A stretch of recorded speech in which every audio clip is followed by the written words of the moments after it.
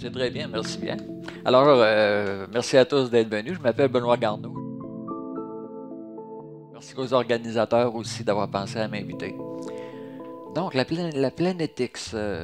Pourquoi je me suis intéressé à la planète X et comment je l'ai découvert? Au début, il y a eu de nombreux articles, le Détroit News, la 10e planète, l'orbite de Pluton dit yes, c'est-à-dire oui, il y a quelque chose d'autre.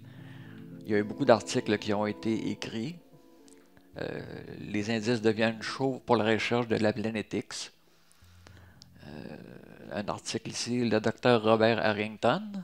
Je vais en parler du docteur Harrington dans pas très longtemps. Découverte d'une naine brune entrant dans le système solaire responsable des changements météorologiques. Ça vient de Weather Space. C'est quand même une source fiable. Ça vient de CNN, je pense. Alors, on parle d'un télescope qui recherche un objet important dans l'espace. Découverte d'une naine brune rare, 35 fois la taille de Jupiter. Alors, on voit que la documentation était nombreuse sur Internet avant même que je m'intéresse à la planète X. Ici, First Post, qui reprend un article qui a été publié sur le New York Times, Washington Post. Alors, la NASA, le télescope WISE, a découvert la planète X. J'ai traduit en français ce qu'on vient de voir, là. Alors, le télescope de la NASA WISE montre une planète géante près du système solaire. Donc, 13 février 2011, la NASA confirme qu'elle recherche Hercolubus. À ce moment, les scientifiques la nomment Tiché. Donc, ils l'ont trouvé. Un article qui vient de l'Université Cornell des États-Unis. Je ne sais pas si on voit bien à l'écran. OK. Donc, il mentionne spécialement la planète X comme étant responsable de l'excentricité de l'orbite de la Lune. Sky and Telescope, février 1984, un autre article, Astronomie, avril 1984. Donc, la documentation était très nombreuse avant même que je découvre la réalité de la planète X. Plusieurs astronomes ont spéculé que notre Soleil a une naine noire comme compagnon qui est en orbite au-delà de Pluton et qui perturbe les orbites de Uranus et de Neptune. Astronomie, avril 1984. Alors, Newsweek en 1987, Science Digest en 1982. Sky and Telescope, alors, décembre 1989. Time Life 1990. Alors, il y a eu beaucoup de documentation. Personnellement, j'ai découvert la réalité de la planète X parce que j'ai entendu parler à un moment donné, je me promenais sur Internet, j'ai entendu parler des trompettes de l'Apocalypse. Alors, pour la première fois depuis 3600 ans, on n'a jamais entendu de bruit de trompette dans le ciel. Puis là, oups, on recommence à entendre des bruits de trompettes. La même chose s'était produite à l'époque de Moïse, à l'époque où il quittait la terre d'Égypte en esclavage. Alors, il y a eu de nombreux exemples sur YouTube, il y a eu de nombreux articles. Quand j'ai eu cette réalité-là, je me suis dit, là, c'est important, je vais arrêter de jouer à la dame de pique puis au solitaire, puis je me renseigne qu'est-ce qui se passe avec la planète X, parce que c'est sérieux, il n'y a personne qui va documenter la planète X. Au contraire, les gouvernements vont cacher la planète X. Bon, on arrête de jouer à l'ordinateur, puis on monte un site web, on documente. En sachant que la planète X s'en vient, les gouvernements ont volé l'argent des contribuables pour faire toutes sortes de constructions invraisemblables. Ici, on voit un bunker. Ça, c'est en Chine. Ils rentrent des avions dans un bunker.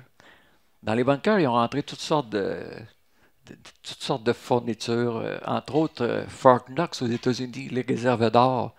Les réserves d'or aux États-Unis ne sont plus dans Fort Knox, ils sont dans un bunker. Fort Knox, il est vide. Fait que s'il y en a qui veulent voler Fort Knox, ils n'auront rien. Alors, les bunkers les plus impressionnants partout dans le monde. Les riches, évidemment, ils dépensent des fortunes pour se créer des constructions de survie souterraine. Les autorités, ils font de leur mieux pour cacher la présence de la planète X. Entre autres, quand on va sur Sky, sur les sites d'astronomie, ils mettent des carrés noirs. À un moment donné, ça c'est en 1990 quelque chose. Le gouvernement des États-Unis a convoqué tous les ambassadeurs à Washington. Ça, c'est un exercice que aucun pays n'a jamais fait. On convoque les ambassadeurs un par un quand on a quelque chose à leur demander. Mais une réunion de tous les ambassadeurs à Washington, ça ne s'était jamais fait. Moi, j'en arrive à la conclusion que c'est à ce moment-là que tous les chefs d'État ont été prévenus que la planète X s'en venait. Puis en fouillant sur Internet, en recherchant des indices de la planète X, je suis tombé sur quelque chose de vraiment surprenant. Dans les prochaines pages, on va trouver une information sensationnelle à ce sujet-là. Alors, ça, c'est une petite parenthèse que j'ai insérée, là. Voici comment l'homme a été créé selon les deux théories les plus connues. Le créationnisme, l'homme a été créé par un Dieu unique, invisible et tout-puissant. L'évolutionnisme, l'homme est le résultat d'une longue évolution animale. Mais quand j'ai vu ça sur Internet, suite aux travaux de Zechariah Sitchin, il affirmait, lui, une troisième option, une manipulation génétique extraterrestre. Quand j'ai vu ça dans une revue scientifique, j'ai été vraiment surpris. Alors, nos gènes ne seraient peut-être pas terriens. Découverte de gènes extraterrestres dans l'ADN humain. Ça, je vais aller sur l'image suivante parce que... OK. Ce court-texte est un copier-coller de la page précédente. Dans la revue scientifique Nature, en 2001, un article faisant le point sur l'avancement du projet génome humain montre dans un tableau que 223 gènes humains n'ont aucun prédécesseur évolutionnaire. Ils ont été apportés dans le chromosome par transfert horizontal probable, c'est-à-dire hors évolution. Et quand j'ai vu ça, j'ai été surpris, j'ai dit, c'est Zechariah Sitchin qui dit la même chose, on a de l'ADN extraterrestre, on a été créé par quelque chose qui n'a absolument rien à voir avec l'évolution. Donc, 223 gènes humains n'ont rien à voir avec le processus évolutionnaire. L'origine est purement et simplement extraterrestre. C'est fantastique, mais c'est vrai, c'est dans une revue scientifique. La planète X nous affecte de quelle façon? On se souvient qu'il y a quelques décennies, le Soleil était jaune. Le Soleil à midi était jaune. Maintenant, le Soleil à midi, il est blanc. Il y a quelque chose qui a changé avec le Soleil, c'est sûr. Ils ont découvert aussi que l'atmosphère, la hauteur de l'atmosphère de la Terre baisse. Ça, c'est explicable par le champ électromagnétique de la Terre qui s'est affaibli. Prenez n'importe quelle planète, puis faites diminuer son champ électromagnétique. L'épaisseur de l'atmosphère va diminuer, donc la hauteur des nuages va diminuer. La planète X nous affecte beaucoup de façon électromagnétique. Ici, on peut voir le déplacement de plus en plus rapide des deux pôles magnétiques et dans la même direction. C'est comme si quelque chose de gros s'en venait tranquillement pas vite avec une trajectoire de comète, quelque chose de très puissant au niveau électromagnétique.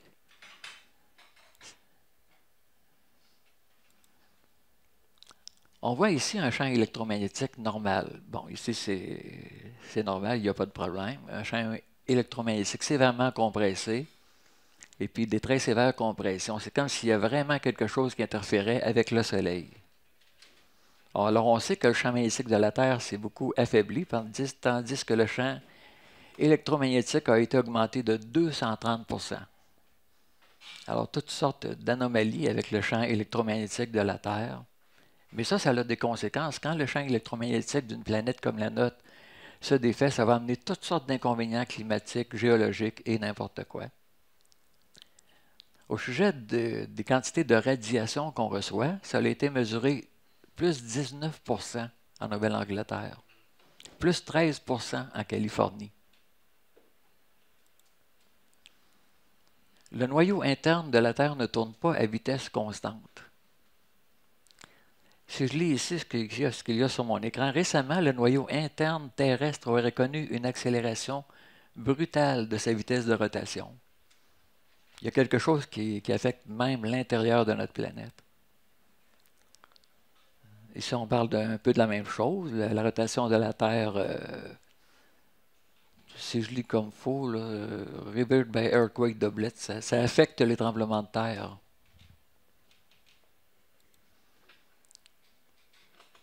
Ici, on parle du gros volcan qu'il y a eu à Hawaï et qui a encore lieu actuellement. On nous dit que la température de la lave, le magma en fusion au centre de la Terre, a augmenté de 50 degrés centigrades comparé aux éruptions précédentes. Alors, l'intérieur de la Terre se réchauffe. Ça, c'est les radiances, le rayonnement qu'on reçoit sur notre planète. Alors, c'est en hausse. Le nombre d'éruptions volcaniques par année. Alors, les éruptions volcaniques sont en augmentation constante. Ça, c'est les tremblements de terre à partir de... On peut reculer aussi loin que 1900. Alors, ces dernières années, il y a vraiment une grosse augmentation des tremblements de terre. Bon, avec tous les indices que j'avais, j'ai décidé de construire un site web puis de diffuser l'information. C'était fin 2011, début 2012. Je peux-tu vous dire que je me suis attiré beaucoup de moqueries. Les premiers articles que j'ai écrits, ça n'avait pas de bon sens. Mais plus que les années passent, bien, plus les gens constatent qu'il y a quelque chose de vraiment spécial qui se passe actuellement. Nombre de tremblements de terre en augmentation, éruptions volcaniques. Ici, c'est le nombre de météores qu'on voit dans le ciel. Alors, c'est en augmentation, ça aussi. C'est comme si la planète X s'en venait et qu'elle avait poussé devant elle des objets dans notre direction. Ça vient de l'Observatoire de Paris. On peut voir que le centre de gravité de notre planète, c'est comme s'il s'élargissait. Autrement dit, c'est comme si la Terre oscillait. Les nuages qu'on appelle noctulescents, ça c'est nouveau. Ben, c'est nouveau. Ça a commencé d'après Claudia Albers, une astrophysicienne. La première fois qu'on a vu ça, c'est il y a environ 150 ans. Il faut dire que ça fait plus longtemps que ça. Les scientifiques observent toujours ce qui se passe dans le ciel. Puis la première fois qu'on a vu ce genre de nuage-là, c'est il y a 150 ans. Sauf qu'à notre époque, il y en a beaucoup plus qu'avant. Parmi les phénomènes les plus bizarres, on appelle ça des sprites. Ça, c'est quelque chose qui est assez récent, ça aussi. Alors, on ne voyait pas ça avant. Puis les sprites, ils ont commencé aux deux pôles, puis on les voit de plus en plus redescendre. Alors, c'est vraiment spécial, ça aussi. Le champ électromagnétique, on ne peut pas toucher au champ électromagnétique d'un système solaire sans qu'il y ait toutes sortes de phénomènes vraiment bizarres qui se passent. Ça, c'est les colonnes de lumière. Ça a été vu à quelques occasions. Encore des colonnes de lumière qui ont été vues à plusieurs endroits dans le monde. Bon, à titre d'ufologue, je vais intervenir. Oui. Les colonnes de lumière, on en reçoit chaque hiver. Ça, c'est un phénomène. Ce n'est pas un phénomène nouveau, c'est un phénomène qui se produit quand il fait très très froid.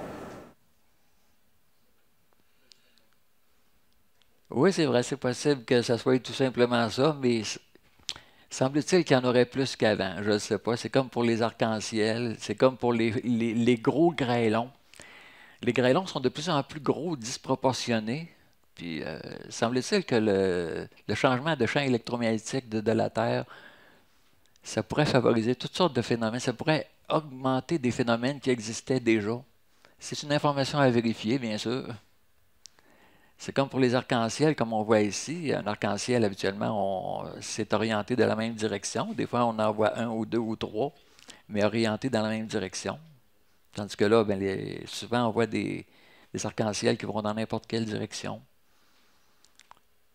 Il y a récemment, le ciel est devenu complètement noir en Sibérie en plein jour. Alors, il y a toutes sortes de phénomènes comme ça inexplicables. Ce que d'autres internautes ont remarqué aussi, c'est les différences entre des choses tout à fait cycliques. Comme exemple, en haut, on voit le lever de soleil sur une durée de 41 ans à Vancouver. Ça, c'est au mois de juillet. Alors, ça varie. On se demande pourquoi ça varie. En novembre, les sunrises, les levées de soleil pendant 41 ans à Vancouver en novembre. Alors, c'est très stable. Sauf qu'à un moment donné, ben, c'est complètement disproportionné. C'est comme si quelque chose dans la rotation de la Terre qui avait changé. Ça, c'est une oscillation qui est cyclique, tout à fait normale, l'oscillation de Chandler. Bon, c'est très cyclique, puis à un moment donné, c'est comme cassé à un moment donné ici. Ici, on nous montre les levées de soleil prévues et les levées de soleil réelles. Ça, c'est les couchers de soleil, pardon, sunset et sunrise. Sunset. Il est supposé se coucher à 19h48, puis le soleil est encore là à 20h40. Alors, il y a des internautes qui ont remarqué ça. Ça, c'est à Vancouver 2008. La position du soleil aux mêmes heures, mais à des années différentes. Les mêmes heures et les mêmes dates, mais à des années différentes. Alors, le soleil n'est pas à la même position. La même chose ici. Alors, 8h15, 8h15, 8h15. Les mêmes heures, les mêmes dates, mais pas les mêmes années. Et l'ombre n'est pas à la même place. Alors, c'est comme si la Terre oscille.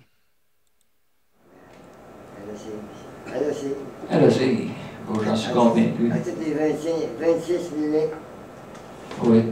Il y a 3 semaines, ils ont envoyé un satellite en direction du Soleil. Oui. C'est-tu pour photographier Nibiru qui s'en viendra en arrière du Soleil?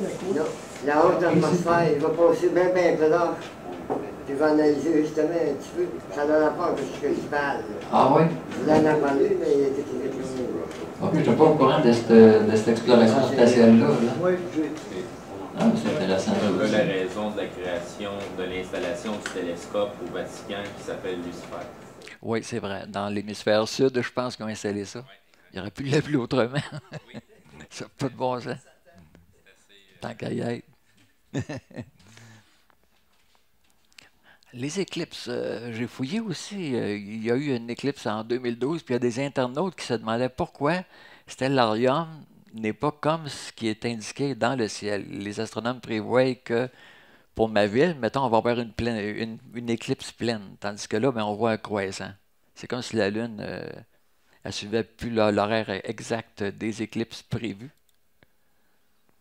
Un autre exemple ici que j'ai pogné sur YouTube, là. Alors, l'utilisateur YouTube nous montre qu'on a l'angle de l'éclipse ici, puis l'angle de l'éclipse qu'il a vu dans le ciel. C'est pas comme sur Stellarium. Fait que l'internaute il se demande, ben oui, mais ils sont plus capables de prévoir les éclipses correctement, tu sais. Encore une fois, la prévision de Stellarium ne correspond pas avec la manière dont l'éclipse s'est déroulée. Ça, j'ai mis l'adresse de 2 vidéos YouTube de San Francisco. Donc, en résumé, j'ai observé ça sur YouTube. Il y a des internautes qui se plaignent que les éclipses réelles et prévues, ça ne marche pas. Quelque chose qui nous affecte dans la province de Québec, 24 juillet 2018, sans foin, les vaches ne passeront pas l'hiver. Notre climat a changé. On a eu un été extraordinaire, il faut bien l'admettre, mais c'est pas un été normal qu'on a eu. Des producteurs agricoles de l'Est du Québec frappés durement par la sécheresse craignent de devoir dépenser une petite fortune pour importer du foin de l'extérieur de la province afin que les bêtes puissent survivre cet hiver. C'est un choix difficile à faire, sacrifier des bêtes ou faire venir du foin de loin. La police sauve 2 hommes pris dans un ascenseur inondé à Toronto. C'est des choses qui étaient impensables il y a quelques années avant. Des records de chaleur enregistrés à travers le monde dès le début du mois de juillet. Ça n'a pas arrêté depuis le début du mois de juillet.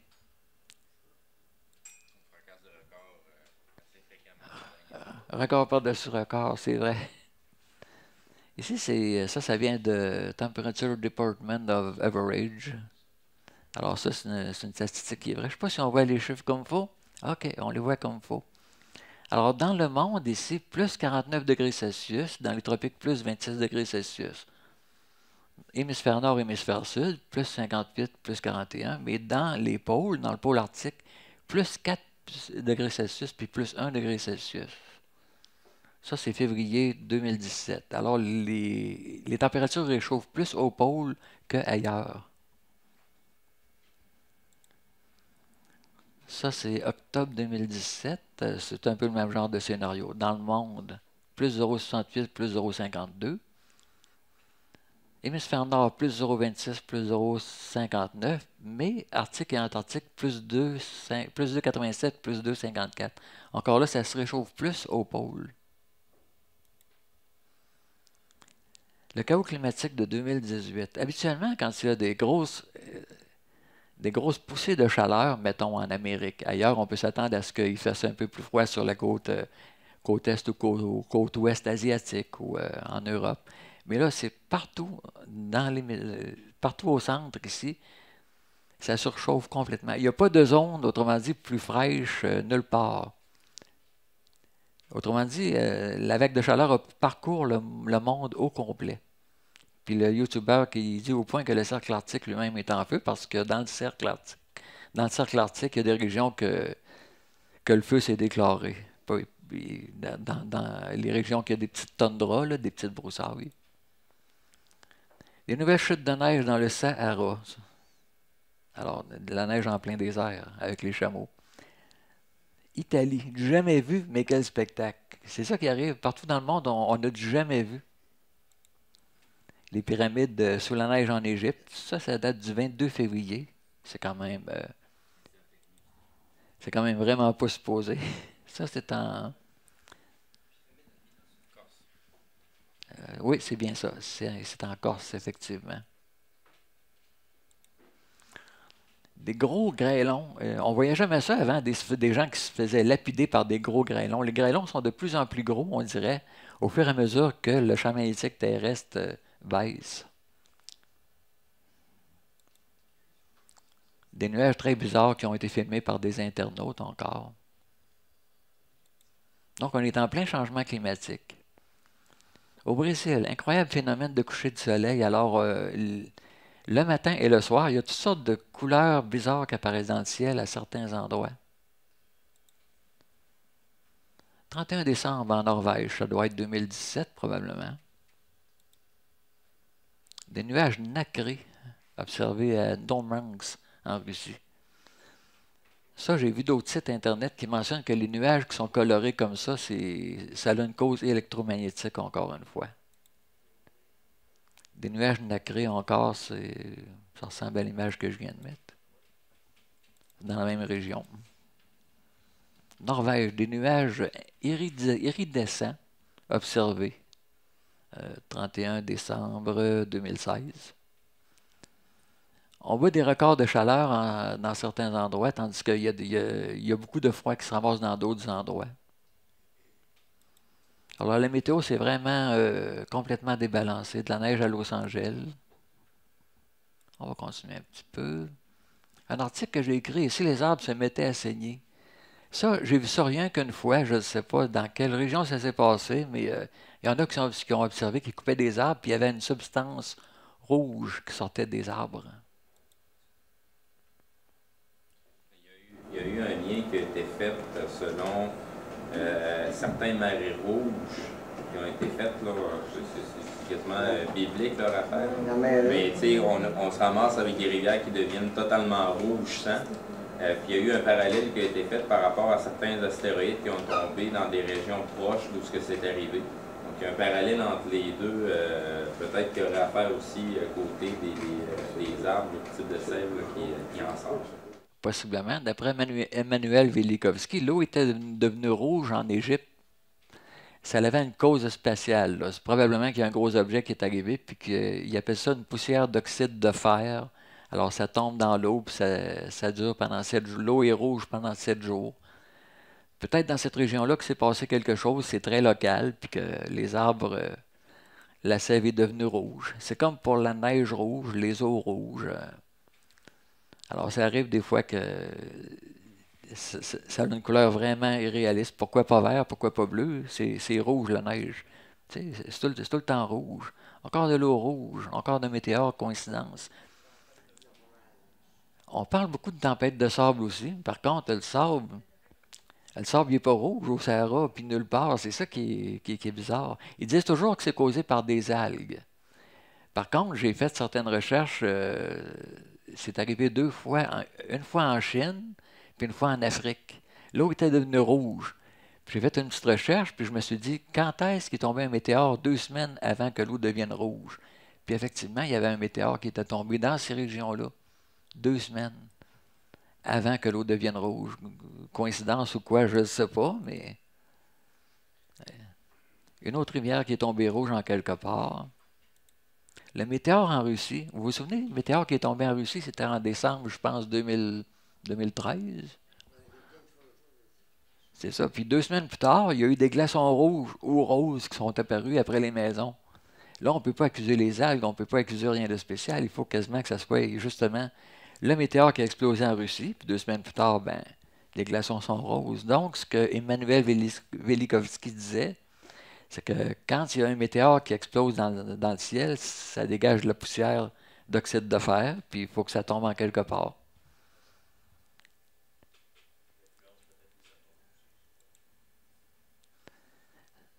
Changement sur les autres planètes. Il y a beaucoup de changements sur notre planète, comme on vient de le voir, mais sur les autres planètes aussi, il y a des gros changements. Alors, les températures ont augmenté. Plus on s'éloigne du Soleil, plus les planètes se réchauffent. Alors, ça part de 0,67 degrés jusqu'à 3 degrés pour les planètes les plus éloignées. Ce qu'on observe aussi, c'est que Saturne et Neptune ont modifié leur axe de rotation de 5 et de 6 degrés. Ça, c'est gravitationnel, évidemment. Les changements orbitaux pour Neptune et Pluton, alors ça a été observé ça aussi. Donc, il y a quelque chose qui affecte le système solaire au complet. Un météore encore qui a explosé à Washington, 9 mars 2018. Alors, à un moment donné, il y en a qui voient des boules de feu dans le ciel, puis on entend un gros bang. De plus en plus, ça n'arrivait jamais avant. Tandis que là, ça arrive très souvent. De plus en plus souvent. Cette image-là, ça, c'est quand ils ont envoyé 2 sondes Pioneer dans 2 directions différentes, puis ils ont mesuré qu'il y avait une planète. Ça, c'est quand ils ont envoyé la même sonde. J'avance un peu plus vite, OK. Pioneer 10 et Pioneer 11, ils ont envoyé ça dans 2 directions différentes. Ça leur a permis de mesurer qu'il y avait 2 objets dans notre système solaire. Une planète 10 à 4,7 milliards de milles, puis une étoile morte à 50 milliards de milles. Alors, je vais reculer où j'étais. Donc, c'est ça. Quand ils ont envoyé ces sondes-là, c'était justement pour mesurer. Ils ont envoyé des messages aussi pour les extraterrestres. Fait qu'ils croient aux extraterrestres, les gens de la NASA, pour faire des choses comme ça.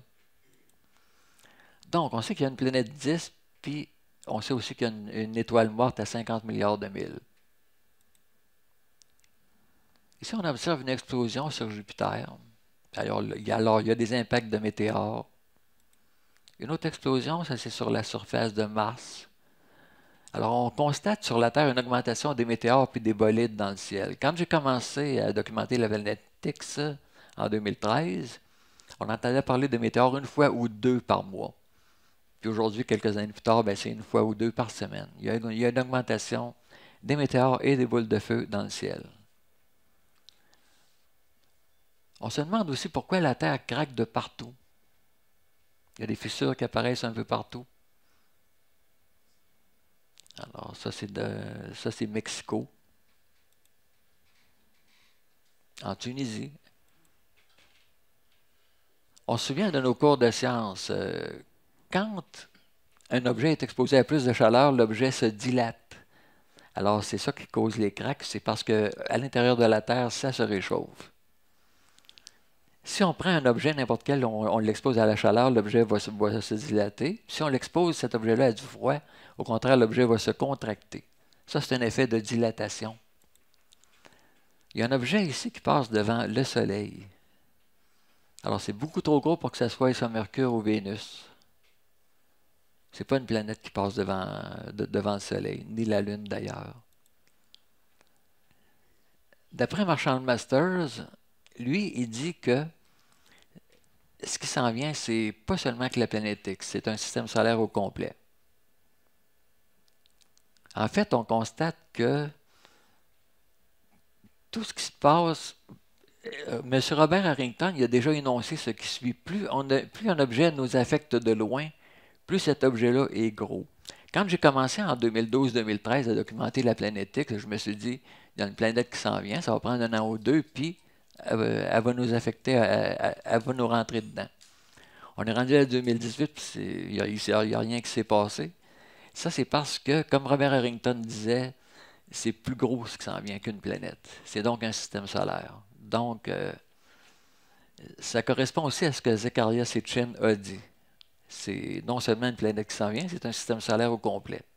Pouvez-vous définir un peu c'est quoi une naine brune pour que les gens comprennent?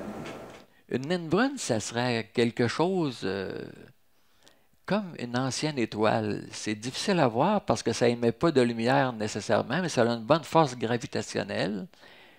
Puis probablement et pourquoi pas, qu'il y a des planètes qui gravitent autour. Dans son livre, Zecharia Sitchin mentionne justement que Nibiru, c'est un système. Il y aura en fait 7 planètes qui gravitent autour, soit d'une étoile ou soit d'une naine brune. Puis c'est ça qui s'en viendrait finalement. À quelle distance qu'apparaît ce mini-système solaire-là, On ne sait pas où aller exactement, c'est ça qui est embêtant. Parce Parce que si ça vient, ça commence à influencer les planètes extérieures avant. Ça me surprenait qu'un système de mer va influencer le Soleil ici. Pensez pas. On peut Un mentionner système aussi solaire, que- un petit système qui s'en vient, il ne touchera pas au Soleil tout de suite. Il va commencer par les planètes extérieures. Une planète extérieure, puis en s'en venant, ben, plus un objet est petit, plus il est facile à déplacer. Fait que les planètes sont plus faciles à déplacer, effectivement, que le Soleil puis que les planètes intérieures. C'est pour ça que les planètes extérieures, Uranus, Neptune, Pluton, ben, ça bouge. Parce qu'une naine brune, tu ne peux pas l'avoir au télescope. Non. C'est bien ça. Ça fait un infrarouge encore, puis je me demande C'est si sûr qu'on peut parce que mettre par où. l'industrie, elle doit être forte. Sans compter qu'on ne peut pas l'avoir à l'œil nu parce que ça prend un télescope à infrarouge pour l'avoir. Ça émet pas de lumière. Et y a-t-il des photos qui ont été payées? Pardon? Il n'y a pas de photos qui ont été payées de ça encore. Là. Oui, il y en a déjà en circulation. Oui, mais le système qui s'en vient ici. Non, mais de la neige brune, Oui, oui, elle est déjà visible. Oui, je sais. Déjà visible, pas à l'œil nu comme M. Garneau Infrarouge. dit. C'est vraiment des rouges. Ce qui a été photographié, C'est à certains moments dans une semaine qu'elle va être visible. C'est pas toute la semaine qu'on est capable de la voir à tous les matins. Puis c'est à certains endroits à travers la planète qu'on peut le voir. Oui, mais étant à l'extérieur de la ceinture, Ben, vu que c'est un système qui est quand même assez gros, oui et non, elle est dedans, elle est en train de passer à travers. mais à quelle distance qu'elle est, ta naine brune? Hein? La naine brune, là, à quelle distance qu'elle est? Présentement, elle est supposée être déjà dans notre système solaire et avoir passé ce système solaire-là. Dans l'histoire, on l'a appelé le Soleil noir, le Black Hole Sun. Puis il y a même des cultes qui ont été voués justement à ce système solaire-là. Parce que c'est quand qui termine le système solaire, il y a une nuage en haut, là, mais tu dépasses ça, puis il n'y a plus de gravité, là. Ben, C'est ça, c'est ce qu'on présume. Il n'y a personne qui a été. C'est ce qu'on présume encore. Exactement, parce qu'on découvre, tu sais, les scientifiques, ils nous disent qu'il y a la ceinture de Kuiper, le nuage d'Oort, ils ont sûrement raison, mais c'est fait avec quoi? Qu'est-ce qu'il y a dans ces zones-là précisément? Il faudrait qu'ils envoient des sondes pour le savoir. Ils ont jamais envoyé de sonde. On présume que c'est des débris. Ça, c'est le genre de photos qu'on a vu beaucoup ces dernières années. On voit ça à répétition sur YouTube. Puis, c'est pourtant pas des reflets parce que c'est des gens bien intentionnés qui ont des bons appareils qui nous mettent ce genre d'appareil-là. Alors, c'est sporadique. On le voit des fois quand les conditions sont idéales. Puis, c'est quasiment un coup de chance quand on voit ce spectacle-là. Une autre photo qui a été prise. C'est toujours en direction du soleil. Hein? Toutes les photos qu'on voit sur Internet, sur YouTube, ailleurs, c'est toujours proche du soleil. Bon, c'est des gros objets encore. Ça vient de partout dans le monde. Il y en a un qui est vrai, puis les autres, mais c'est un reflet. En tout cas, il y a des explications, mais c'est le fun. Ça ressemble à des reflets. Par contre, quand on filme quelque chose avec un Kodak puis qu'on bouge la caméra, le reflet bouge. Mais les objets réels, eux autres, ils ne bougeront pas. Je pense que on va avoir un exemple. Ça, ben, c'est une autre image qui a été prise à un moment donné. Ça date de 2016, 27 décembre 2016. Quelle explication vous avez de ce double, parce que c'est pas la naine en question, le deuxième soleil, si on la voit. Non, c'est pas la naine. Ce qui s'en vient, c'est encore plus compliqué que ce que je pensais.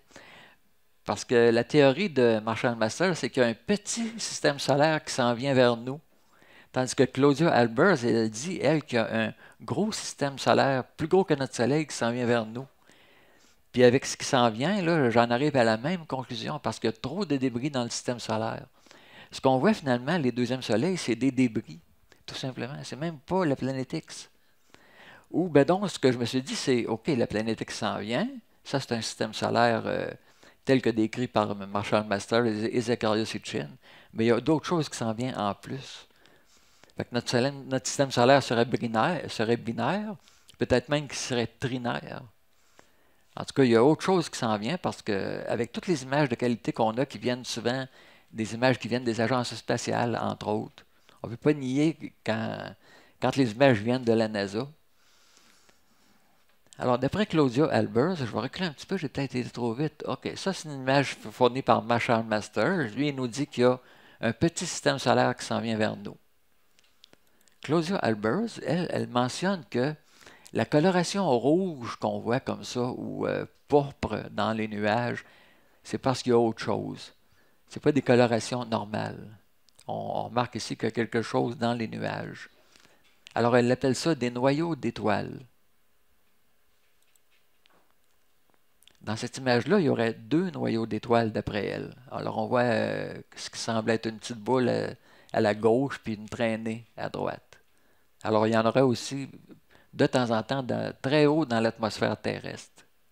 On va voir des animations, ça ne sera pas très long. Ça, c'est des éclairs qui apparaissent. On voit comme une forme arrondie puis un éclair. Alors, on voit beaucoup surtout des couleurs mauve, rose, pourpre durant les éclairs. Tout ça, c'est électromagnétique. Il y a même un phénomène avec les éclairs qui n'était jamais vu avant et qui a même été filmé. L'éclair qui tombe 2 et 3 fois exactement au même endroit. Ce qui était très très rare aujourd'hui, ça commence à devenir de plus en plus commun. Puis ce qui est rare aussi, c'est qu'ils ont vu ça en France, entre autres, la quantité d'éclairs, puis l'intensité des éclairs qui semble beaucoup plus forte qu'avant. Un changement de champ électromagnétique, ça peut affecter les êtres humains. Alors, un bruit mystérieux rend les gens fous et personne n'en connaît la cause. Il y a des gens comme ça qui entendent un bruit continuel dans leurs oreilles. Il paraît que c'est excessivement dérangeant. Ces personnes-là ne peuvent même pas dormir normalement. Comme en Ontario. En Ontario, il y a une place, là. C'est pas loin de la ligne des États-Unis. Ils ont enquêté. Il y a des théories, mais ils ne sont pas capables de dessiner. Il y en a une population qui sont plus capables. Ça les empêche de dormir. On avait des lignes qui m'expliquaient. OK. Il en parlait l'année passée. Puis même comme à découverte, une émission radiophonique, par exemple. Oui. Qui l'année, là. Hey, c'est donc bien bizarre. On dirait qu'il y a des endroits précis où ce bruit-là est plus présent que d'autres endroits. Ce qu'on constate aussi, c'est que notre champ magnétique est faible. Donc, on reçoit plus de rayonnement. Alors, il y a des gens qui ne se méfient pas de l'intensité du soleil. Ah ouais, une journée d'exposition sans protection au soleil, là, ça peut faire très mal.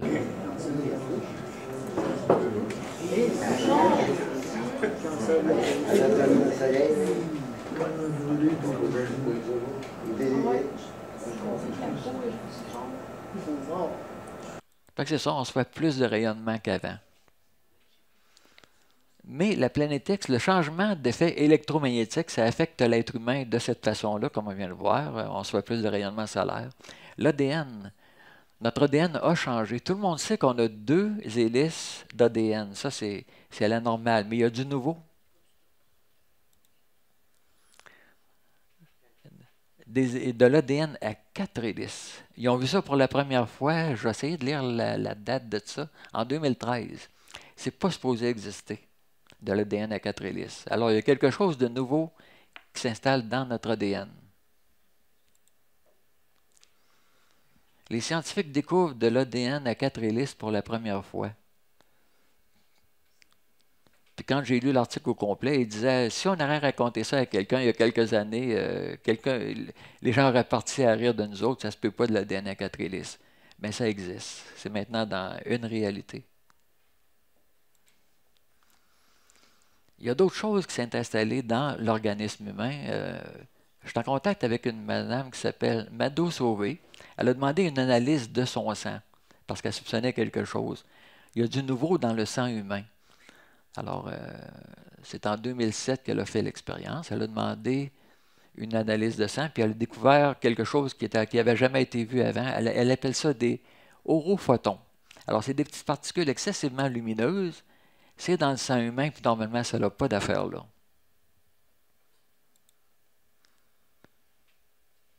Alors, voilà ce qui a été photographié. Ça ressemble à des hexagones à 6 côtés. Une photo prise avec un instrument, 6 biophotons et quelques, on appelle ça des somadites. Alors, il y a quelque chose, il y a du nouveau dans l'organisme humain.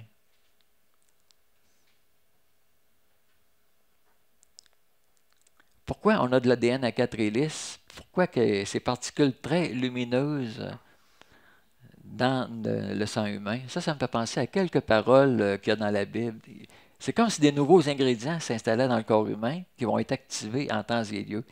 La Bible nous dit, si ces jours n'étaient abrégés, personne ne sera sauvé, mais à cause des élus, ces jours seront abrégés. Nous ne mourrons pas tous, mais tous nous serons changés en un instant, en un clin d'œil, à la dernière trompette. Moi, je me demande, quand j'ai vu ça, si l'ADN à 4 hélices, des particules excessivement lumineuses, ça a peut-être rapport à ça, c'est-à-dire que la Bible nous propose une évolution pas mal spéciale. On appelle ça ascensionner. La race humaine va ascensionner. On a entendu ça quelquefois. Bon, ascension, évolution. Ici, on dirait que la Bible nous propose une évolution pour aller au maximum instantanément. Est-ce qu'il y a eu des évolutions très rapides dans le passé? La Bible nous dit que oui. Vous vous souvenez, les anciens patriarches, on disait que tel ancien patriarche, il a vécu 500 ans, 800 ans. Mathusalem qui a vécu plus que 900 ans. Si on avait vu ça seulement que dans la Bible, on pourrait dire, OK, il ne savait pas compter dans la Bible ou quelque chose du genre. Mais ces histoires-là se racontent aussi dans d'autres livres, de Time of Speed, en tout cas. Il y a plusieurs sources d'informations qui disent que, anciennement, c'est vrai, les patriarches vivaient beaucoup plus longtemps qu'avant. Ça, c'est spécial. Il y a donc eu une évolution. Ils disent dans la Genèse,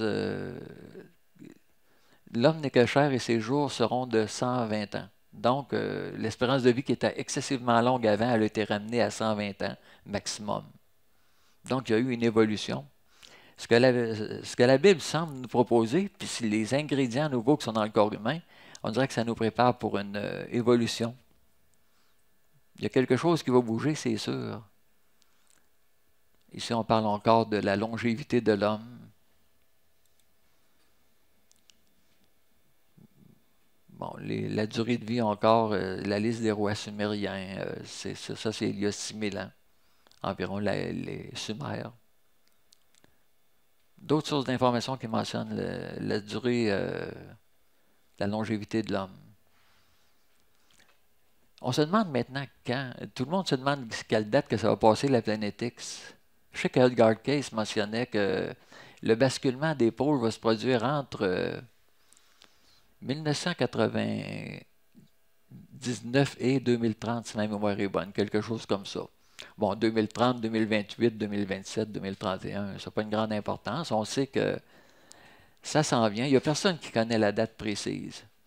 Mais ils nous laissent des indices, les élites. Ils ont placé comme une pierre du temps. Ils disent, cette capsule sous cette pierre contient un message et un mémorial pour le peuple du Colorado en 2094. Bon, en 2094, le Planète X va passer, elle va faire un paquet de ravages, elle va faire un grand ménage. Puis en 2094, d'après l'élite qui dirige notre planète, ben, tout va revenir à la normale. Bon, je parlais des noyaux d'étoiles à un moment donné. Voici de quoi a l'air un noyau d'étoiles. On va en voir deux. Ils sont près du Soleil. Désolé pour le son, le fil n'est pas branché. J'ai oublié. OK, il y a un gros noyau d'étoiles ici. Puis il y en a un petit, ils sont près du Soleil.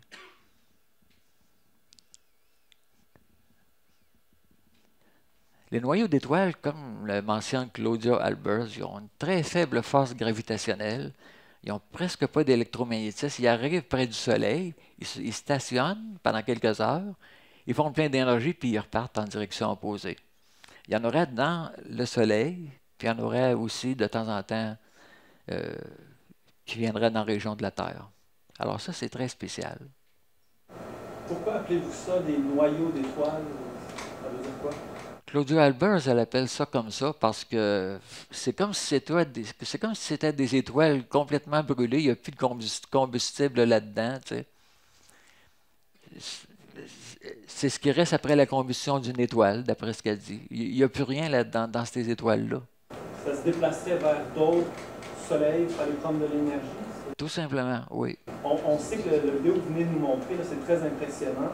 Ça fait quelques années que ça circule, c'est un vrai vidéo. Il n'y a pas eu vraiment d'explication officielle sur c'est quoi qui est si gros à côté du soleil. Mais le noyau d'étoile, ça vient d'une autre étoile? Je comprends pas. C'est une île qui chante de l'étoile, parce qu'il y a le refroidi.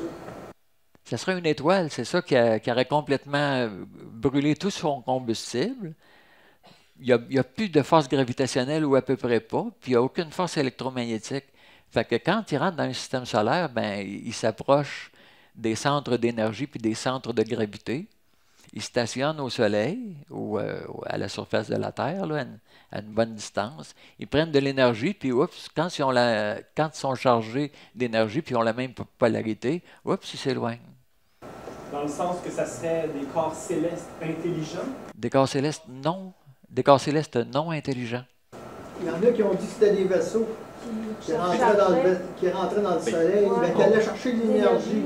Effectivement, les vidéos ont été rapportées justement comme étant des vaisseaux de commandement, Ashtar et compagnie, quand en réalité c'est un phénomène céleste moins connu des humains, là, mais ça reste que c'est quand même un phénomène céleste qui est plus commun pour l'univers. C'est comme des grêlons, mais c'est des cailloux. C'est des cailloux? Des météorites, des petites météorites. Je ne sais pas si c'est des météorites ou quoi. C'est arrivé une fois, il pleut des pierres au Pérou. C'est un phénomène qui a été vu, mais j'ai jamais vu d'explication pourquoi. Fait que là, si je veux voir l'autre vidéo, il faut que je... OK, je vois les onglets. Non, bah, un peu. Vous avez votre disque qui est là. OK, il est là. Ça doit être du méthane qui sort d'un lac, probablement. Ça, il y a toutes sortes de phénomènes avec l'eau. Tous les poissons, on pense à tous les poissons qui meurent, toutes les créatures marines. Alors, quand on change encore une fois le paradigme de vie sur la Terre, quand on change l'électromagnétisme, les premières victimes, ça va être les animaux, tout le temps, tout le temps.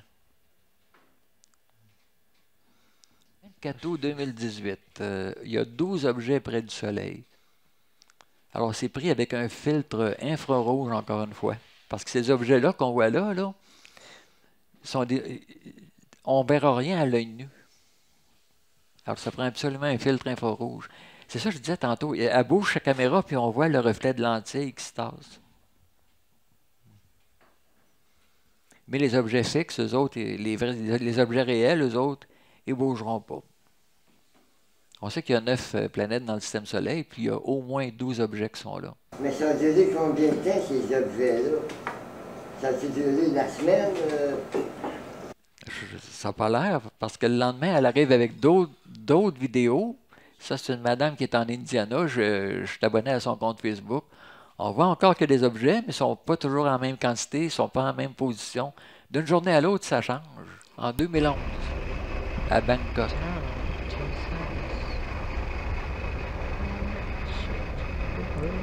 C'est pas la Planète X encore là, c'est un autre noyau d'étoiles, c'est sûr. Parce que la Planète X, on l'attend encore. Alors, des colorations de nuages vraiment spéciales encore. Ils nous disent que la couleur magenta ou rose ne peut pas venir de notre Soleil. En colorimétrie additive, la couleur magenta est produite par le mélange du bleu et du rouge. J'aurais dû prendre en note le texte au complet, là. Mais un peu partout dans le monde, il y a toutes sortes de colorations qui sont vraiment surréalistes de plus en plus. Ça doit être les mouvements anormaux de l'océan. Ils appellent ça des coastal water anomalies, des anomalies des côtes, mais ça se produit maintenant de plus en plus souvent. Actuellement, depuis environ 3 semaines, 1 mois, j'en ai pas vu nulle part sur Internet, sur Facebook ou quoi que ce soit. Mais je vais essayer de trouver une autre anomalie côtière. Il faut oublier que dernièrement, Facebook, il censure pas mal de vidéos, même des affaires qui ont rien à voir avec ce qu'ils devraient censurer, mais ils sont censurés quand même. sont censurés. L'histoire de l'eau que je vais vous dire, c'est qu'on observait ça depuis septembre 2017, la première fois que j'ai vu ça. Il y a des endroits qui restent, ça fait 30 ans qu'ils restent au même endroit, puis ils n'ont jamais vu ça. L'eau se retire, l'eau s'en va très, très, très loin. Puis d'autres fois, ben, l'eau arrive beaucoup trop là, sur les côtes au point d'inonder. Ça, c'est gravitationnel, parce qu'on sait que les marées, c'est la Lune et le Soleil qui causent les marées. Mais pour causer ce qu'on va voir là, ça prend un troisième astre, un noyau d'étoiles peut-être justement. On va aller en voir une autre.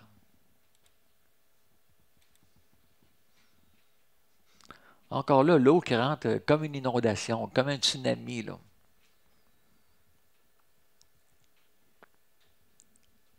Ils appellent ça un tsunami météorologique.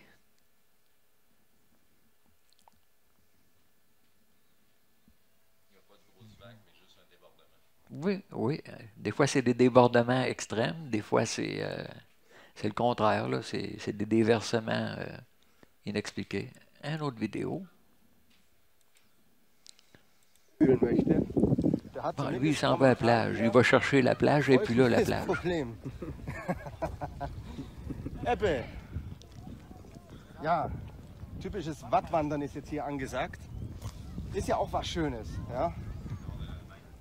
Aber es ist einfach, wir sind jetzt gerade hier angekommen, der erste Anblick. Nord de l'Allemagne, c'est bien ça. Kein Wasser. Das ist natürlich schon ein bisschen komisch. On a vu la même chose en Amérique du Sud, dans la région de la Floride. Qu'est-ce qui se passe quand deux systèmes solaires se rencontrent? Probablement que ça ressemble à ça et probablement que ça explique pourquoi il y a de plus en plus de débris au niveau du Soleil. Bon, il s'éloigne pendant 3600 ans. On dit que c'est la période, d'après Zecharia Sitchin, la période de rotation de la planète Nibiru. À un moment donné, ben, ça s'approche. C'est une très bonne animation qui illustre que la plupart des systèmes solaires sont composés de deux soleils. C'est pour ça que dans notre système solaire, on a postulé depuis longtemps qu'il y aurait peut-être une naine brune, un soleil qu'on ne voit pas sauf à l'infrarouge. D'autres ont postulé que cette naine brune-là, ou ce second soleil, c'était Jupiter. Mais cette illustration montre, c'est pourquoi est-ce qu'on attend Nibiru depuis 15-20 ans, mais elle vient jamais. Si ces deux systèmes qui s'approchent, ils ne se touchent pas directement, comme l'illustration. C'est bien ça, ça sera juste les franges extérieures qui peuvent se heurter finalement. Fait que le deuxième soleil, on le verra peut-être jamais. Trop loin.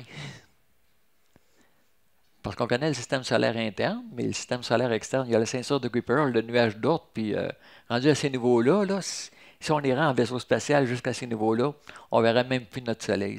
Ça serait trop petit.